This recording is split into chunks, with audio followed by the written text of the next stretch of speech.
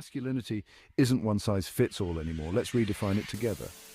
Today, masculinity is about more than just physical strength or being the loudest in the room. It's about being strong enough to show vulnerability, assertive enough to stand up for others, and independent enough to seek help when needed.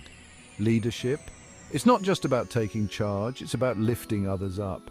Emotional resilience? It's not about hiding your feelings, it's about acknowledging them and growing from them. Modern masculinity embraces a full range of emotions and qualities, breaking the old stereotypes. Boys can be compassionate and assertive, strong and sensitive, independent and collaborative. Parents encourage your sons to be their true selves.